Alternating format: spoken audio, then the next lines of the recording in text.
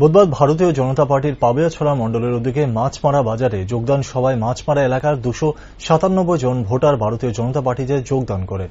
উপস্থিত ছিলেন উক্ত বিধানসভা কেন্দ্রের বিধায়ক ভগবান চন্দ্র দাস সহ অন্যান্য বিজেপির কার্যকর্তারা।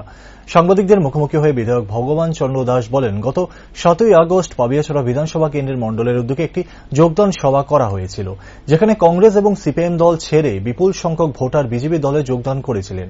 ঠিক সেই সূত্রে বুধবার পাবিয়াছড়া মণ্ডলের উদ্যোগে উক্ত এলাকার ওই অন্য একটি অংশ মাছমারা এলাকায় প্রায় 16টি বুথ কেন্দ্রিক এই যোগদান সভার আয়োজন করা হয়। মূলত এদিনে যোগদান সভায় কংগ্রেস, সিপিএম এবং ত্রিপুরামতা দল ছেড়ে 92 পরিবারের 297 জন ভোটার বিজেপি দলে যোগদান করেন। এদিনের এই নবাগতদের গৈরিক শুভেচ্ছা ও অভিনন্দন জানান বিধায়ক ভগবান চন্দ্র দাস। শুধু তাই নয়, আগামী 2024 লোকসভা নির্বাচনের আগের উক্ত বিধানসভা কেন্দ্রের এই বিপুল পরিমাণে যোগদান বিজেপি দলকে আরও শক্তিশালী করবে বলে মনে করছেন বিধায়ক সহ অন্যান্য নেতৃত্বরা। পাবিয়াছড়া মন্ডল কমিটির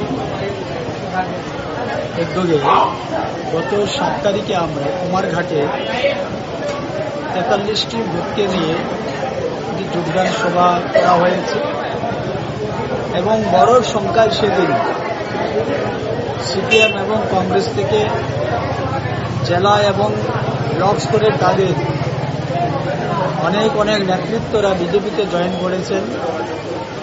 আজকে এই পাবিয়াছড়া মণ্ডলেরই একটি অংশ, যেটা মাছমারা এলাকা রয়েছে, এখানে 16টি ভোট রয়েছে। আমরা আলাদাভাবে এই 16টি ভোটের যোগদান সভা আজকে 9 তারিখে তার ব্যবস্থা এই বাজার শেডে।